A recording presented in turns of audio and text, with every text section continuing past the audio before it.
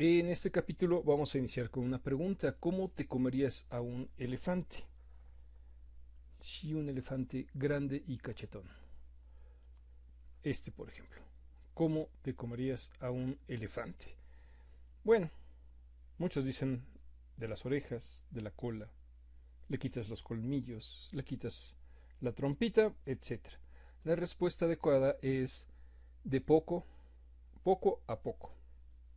Tú puedes resolver o podemos resolver cualquier problema si es que lo dividimos en problemas más pequeños. Es decir, nosotros podemos resolver un problema gigantesco si encontramos la manera de comérnoslo poco a poco, pedacito por pedacito.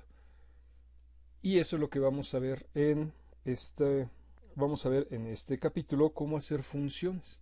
Las funciones son pequeños problemas que los tenemos controlados, y si hacemos un problema gigantesco lo podemos dividir en problemas pequeños y después codificar esos problemas pequeños. Entonces finalmente nos acabamos comiendo al elefante. Eso es la base de lo que vamos a llamar la programación estructurada, que es las cajas negras.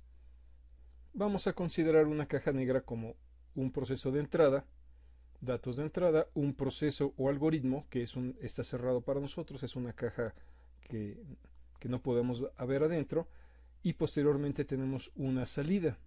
Esas pequeñas cajas negras van a ser nuestras funciones.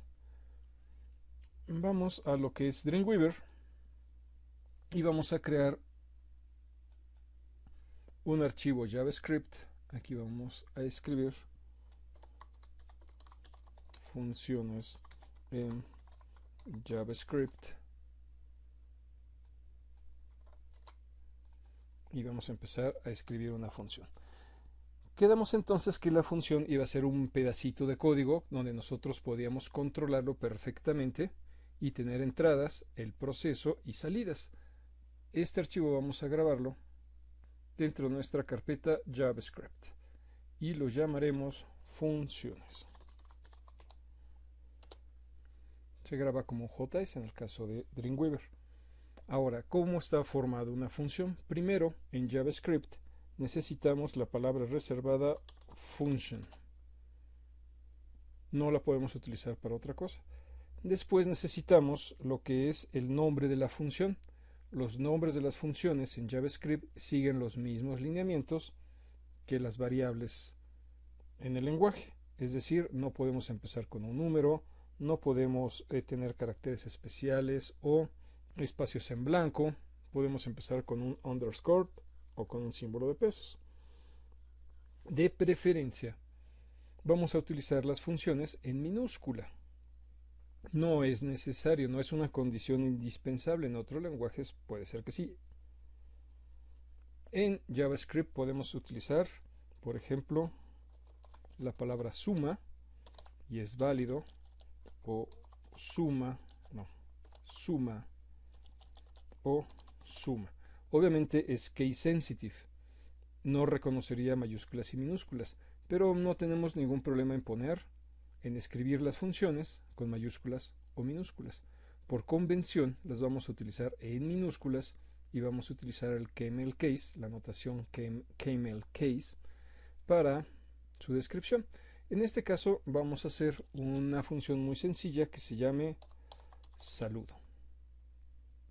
Después del nombre de la función viene lo que son los paréntesis. En los paréntesis nosotros podemos meter lo que es los parámetros. Una función también se podría comparar con lo que es una pequeña receta de cocina. En las recetas de cocina primero tenemos los ingredientes y después tenemos la receta.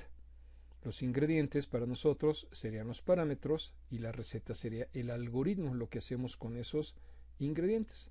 En este caso no vamos a poner ningún parámetro o atributo y vamos a utilizar lo que es llave que abre para indicarle el inicio de la función y llave que cierra para indicar que termina.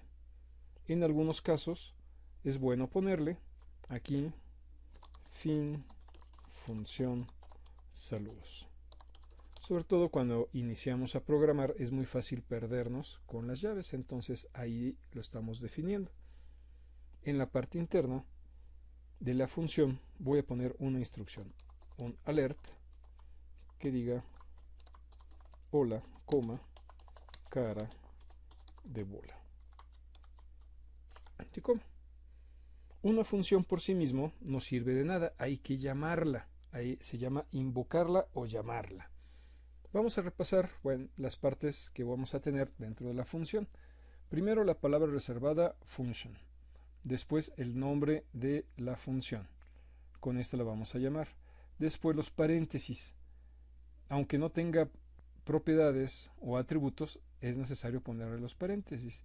Una llave que abre, una llave que cierra y instrucciones adentro.